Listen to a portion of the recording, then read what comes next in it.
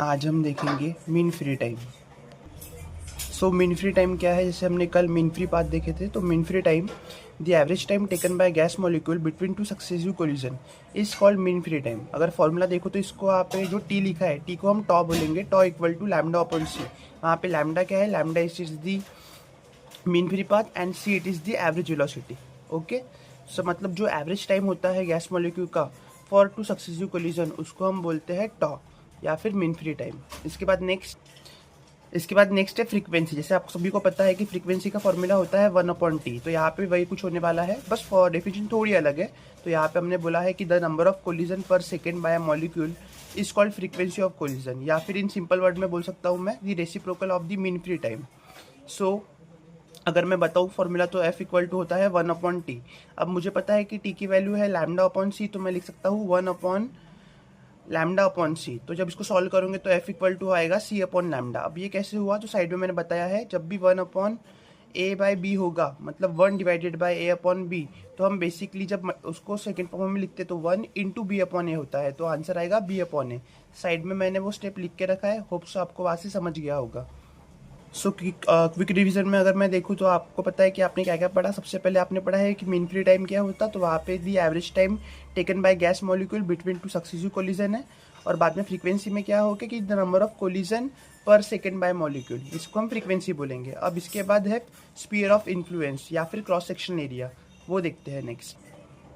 So next है cross section area. अब ये क्रॉस सेक्शन एरिया क्या है, इस बारे में हम देख लेते हैं। तो यहाँ पे आपको कुछ कंसीडर करना पड़ेगा। सबसे पहले जो आप फिगर 1 दिख रहा, फिगर 1 में हमें कंसीडर कर रहा है कि मॉलिक्यूल ए है, जिसका जो डायमीटर है वो है सिग्मा।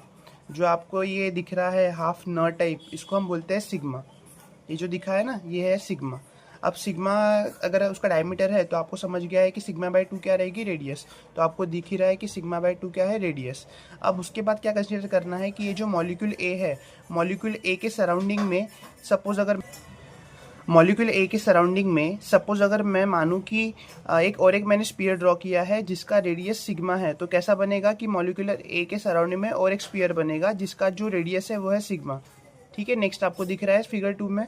और फिगर 3 में क्या बताया मैंने कि जो सिग्मा है, मतलब ये जो मॉलिक्यूलर ए है, इसके सराउंडिंग में एक स्पीयर दिख रहा है, और सराउंडिंग में मैंने और बहुत सारे अलग अलग मॉलिक्यूल्स लिए हैं। इन सबका जो रेडियस है वो सिग्मा बाय 2 ही है। So molecule A will collide with all those molecules whose center lie within this sphere। मतलब अगर सिंपल वर्ड में बात करूँ तो सबसे पहले हम एक मॉलिक्यूल लेंगे जिसका रेडियस सिग्मा बाय 2 है, मतलब डायमीटर सिग्मा है। और बाद में वही मॉलिक्यूल के सराउंडिंग में हम और एक स्पीयर ड्रॉ करेंगे जिसका रेडियस सिग्मा है।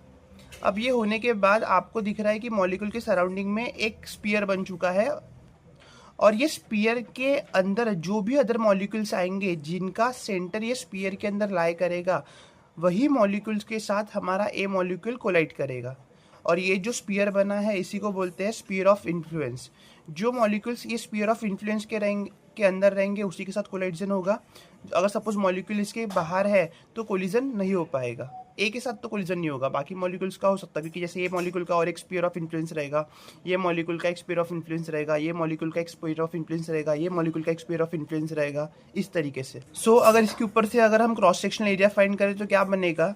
The effective area which determines the probability that a molecule of diameter sigma will collide with another molecules of same diameter is known as collision cross section, and given by collision of cross section equal to lambda sigma square where sigma is the radius। जैसे आपको पता है कि normal area का formula रहता है पाई are square, तो यहाँ पे हमने उसको लैम्डा सिग्मा स्क्वायर लिखा है। और यहाँ पे हमने क्या बोला है कि effective area which determines the probability. जैसे हमने बताया यहाँ पे वर्ड यूज किया है प्रोबेबिलिटी, क्योंकि हमको नहीं पता कि कितने मॉलिक्यूल्स आ सकते हैं। सो वही the effective area which determines the probability that a molecule of diameter sigma, जो भी डायमीटर रहेगा वो सिग्मा रहेगा, will collide with the another molecules with having a same diameter, मतलब उसका भी डायमीटर सिग्मा ही रहना चाहिए, is known as collision of cross section and given as pi sigma square. So आपको होप सो इतना समझ चुका होगा। अब नेक्स्ट क्लास में हम इसके आगे का पॉइंट देखेंगे। Thank you.